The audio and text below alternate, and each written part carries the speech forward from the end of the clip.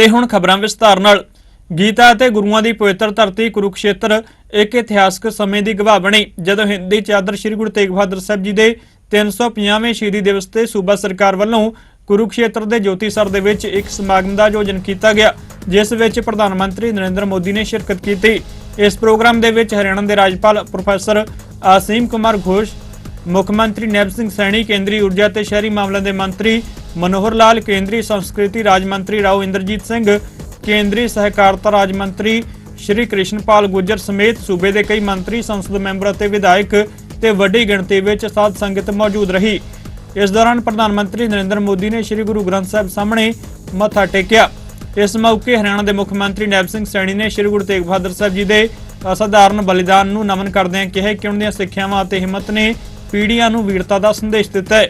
उन्होंने श्री गुरु तेग बहादुर साहब जी की शहादत नूं नमन करन अते उन्हां नूं श्रद्धा के फुੱਲ अर्पित करन लई हरियाणा की चोण करन लई प्रधानमंत्री नरेंद्र मोदी का धन्नवाद किया है। इस मौके प्रधानमंत्री नरेंद्र मोदी ने अपने संबोधन में श्री गुरु तेग बहादुर साहब जी की लासानी कुर्बानी नूं सजदा किया। आज का दिन भारत की विरासत का अद्भुत संगम बनकर आया है।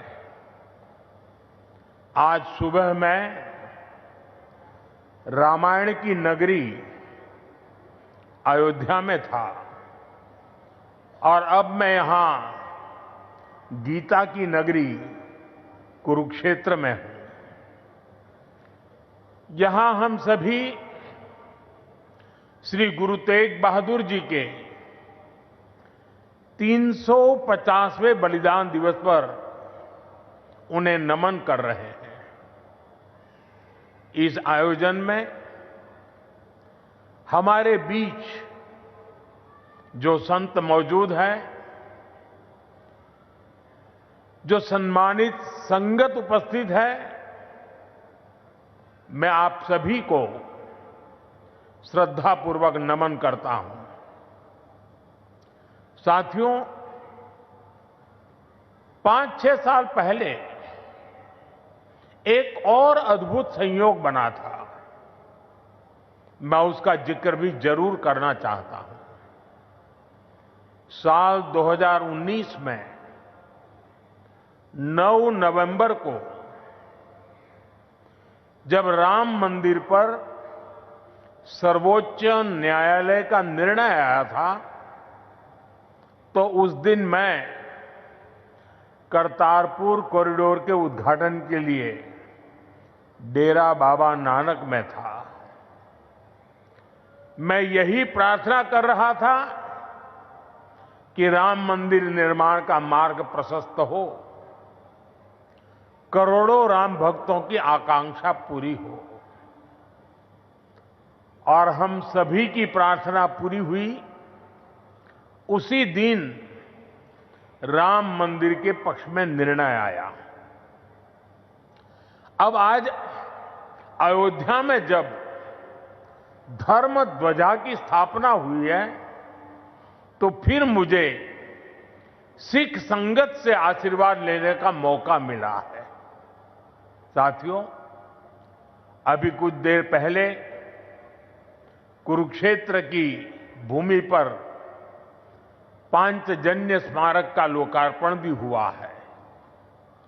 कुरुक्षेत्र की इसी धरती पर खड़े होकर भगवान श्री कृष्ण ने सत्य और न्याय की रक्षा के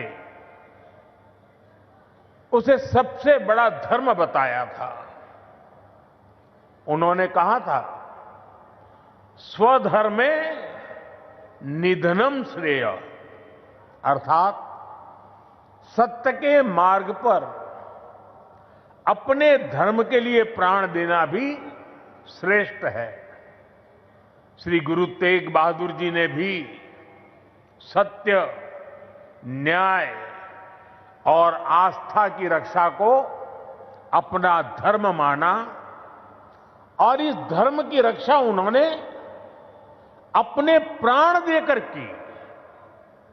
इस ऐतिहासिक अवसर पर भारत सरकार ने श्री गुरु तेग बहादुर जी के चरणों में एक स्मृति डाक टिकट और विशेष सिक्का भी समर्पित करने का सौभाग्य पाया है। मेरा कामना है हमारी सरकार गुरु परंपरा की इसी तरह निरंतर सेवा करती रहे। साथियों, कुरुक्षेत्र की यह पवित्र भूमि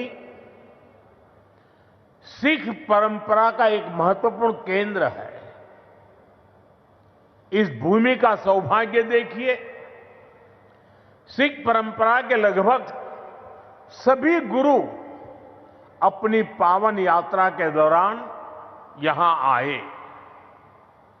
जब 9वीं पातशाही श्री गुरु तेग बहादुर जी इस पवित्र भूमि पर पधारे तो उन्होंने यहां अपने गहन तप और निर्भीक साहस की छाप छोड़ी थी।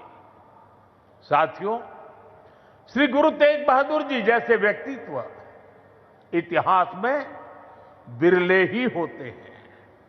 उनका जीवन, उनका त्याग, उनका चरित्र बहुत बड़ी प्रेरणा है। मुगल आक्रांताओं के उस काल में गुरु साहब ने वीरता का आदर्श स्थापित किया। हम सब जानते हैं कि श्री गुरु तेग बहादुर जी के शहीद होने से पहले क्या हुआ था। मुगल आक्रांताओं के उस काल में कश्मीरी हिंदुओं को जबरन धर्मांतरण किया जा रहा था। इस संकट के बीच पीड़ितों के एक दल ने गुरु साहब से सहयोग मांगा। तब से गुरु साहब ने उन पीड़ितों को जवाब दिया था कि आप सब औरंगजेब को साफ साफ कह दें, यदि श्री गुरु तेग बहादुर इस्लाम स्वीकार कर लें तो हम सब इस्लाम धर्म अपना लेंगे। साथियों, इन वाक्यों में श्री गुरु तेग बहादुर जी की निडरता, उसकी पराकाष्ठा थी। इसके बाद जिसकी आशंका थी वही हुआ। उस क्रूर औरंगजेब ने गुरु साहिब को बंदी बनाने का आदेश दिया, लेकिन गुरु साहब ने खुद दिल्ली जाने की घोषणा कर दी। मुगल शासकों ने उन्हें प्रलोभन भी दिए, लेकिन श्री गुरु तेग बहादुर अड़िग रहे। उन्होंने धर्म और सिद्धांतों से समझौता नहीं किया और इसलिए उनका मन तोड़ने के लिए गुरु साहब को पथ से डिगाने के लिए उनके सामने उनके 3 साथियों भाई दयाला जी, भाई सतीदास जी, भाई मतीदास जी की निर्ममता से हत्या की गई। लेकिन गुरु साहब अटल रहे, उनका संकल्प अटल रहा। उन्होंने धर्म का रास्ता नहीं छोड़ा। तब की अवस्था में गुरु साहब ने अपना शीश धर्म की रक्षा को समर्पित कर दिया। साथियों, मुगल इतने पर ही नहीं रुके थे। उन्होंने गुरु महाराज के शीश को अपमानित करने का भी प्रयास किया, लेकिन भाई जेता जी ने अपने पराक्रम के बल पर उनके शीश को आनंदपुर साहब पहुंचाया। इसलिए ही श्री गुरु गोविंद सिंह जी ने लिखा है, तिलक जंजू राखा प्रभता का, तेग बहादुर सी क्रिया करीन किनु आन। इसका अर्थ था कि धर्म का तिलक सुरक्षित रहे, लोगों की आस्था पर अत्याचार न हो, इसके लिए गुरु साहिब ने सब कुछ न्यौछावर कर दिया। साथियों, आज गुरु साहब की इसी बलिदान भूमि के रूप में आज दिल्ली का शीशगंज गुरुद्वारा हमारी प्रेरणा का एक जीवन स्थल बनकर खड़ा है। आनंदपुर साहब का तीर्थ हमारी राष्ट्रीय चेतना की शक्ति भूमि है और आज हिंदुस्तान का जो स्वरूप शेष है उसमें गुरु साहब जैसे युग पुरुषों का त्याग और समर्पण समाहित है। और इसी त्याग के कारण श्री गुरु तेग बहादुर साहब को हिंद दी चादर कहकर पूजा जाता है।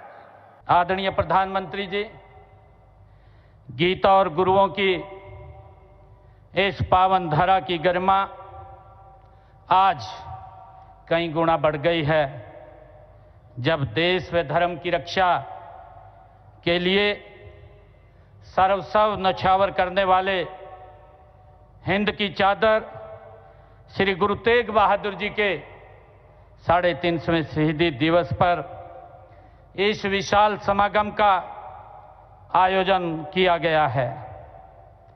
मुझे याद है कि उनकी स्तुति में सर्वंशदानी दशम पातशाह गुरु गोविंद सिंह जी ने कहा था कि धर्म हेत साका जिनी किया, शिशु दिया परु सिरु न दिया।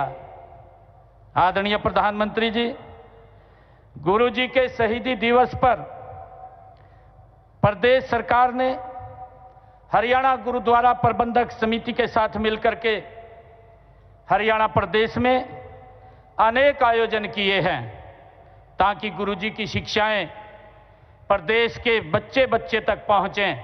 आपको बताना चाहूंगा कि हमने हरियाणा में 1 नवंबर से पूरे प्रदेश में सिरसा जिला से रोड़ी, पंचकुला जिला से पिंजौर, फरीदाबाद और यमुनानगर जिला के सढौरा से 4 यात्राएं अलग अलग स्थानों से गुरु तेग बहादुर जी के इस शहीदी दिवस को जन जन तक पहुंचाने के लिए प्रारंभ की।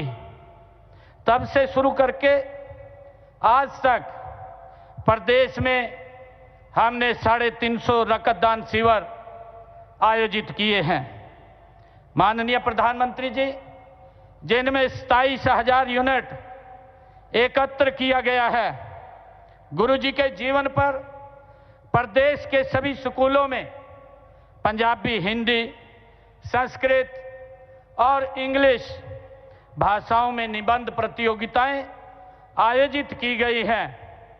मुझे ये बताते हुए कि इस कार्यक्रम में 3,50,000 बच्चों ने अलग अलग स्कूलों में भाग लिया। इसी प्रकार 3 भाषाओं की कहानी प्रतियोगिता में 350 विद्यार्थियों ने भाग लिया। और आदरणीय प्रधानमंत्री जी, जब पहली यात्रा हमने सिरसा रोड़ी से प्रारंभ की, चौधरी देवीलाल विश्वविद्यालय सिरसा में राष्ट्रीय स्तर का सेमिनार वहां आयोजित किया गया। हमने वहां पर गुरु तेग बहादुर जी के जीवन, दर्शन और कार्यों पर चेयर स्थापित करने का निर्णय हमारी सरकार ने लिया, ताकि गुरु जी के दिखाए हुए मार्ग पर जो उन्होंने शिक्षाएं दी हैं उसको हमारे युवा उसको देख सकें, सर्च कर सकें। उसको लेकर के हमने एक चेयर स्थापित करने का गुरु तेग बहादुर जी के नाम से निर्णय किया है। आदरणीय प्रधानमंत्री जी, इसी प्रकार हमने जब पंचकुला पिंजौर से यात्रा प्रारंभ हुई तो अंबाला गवर्नमेंट पॉलिटेक्निकल, उसका नाम गुरु तेग बहादुर जी के नाम से रखा गया। आदरणीय प्रधानमंत्री जी, हमने करनाल में हिंद की चादर मैराथन का आयोजन किया, जिसमें 80,000 लोगों ने भाग लिया और उसी के साथ ही गुरु जी का शीश को आनंदपुर साहब पहुंचाने के प्रण से अपना शीश कुर्बान करने वाले दादा खुशहाल सिंह दैया जी के बलिदान, उनके जन्मस्थली बड़खालसा में उनकी याद में एक राज्य स्तरीय हमने समारोह का आयोजन भी वहां पर किया है।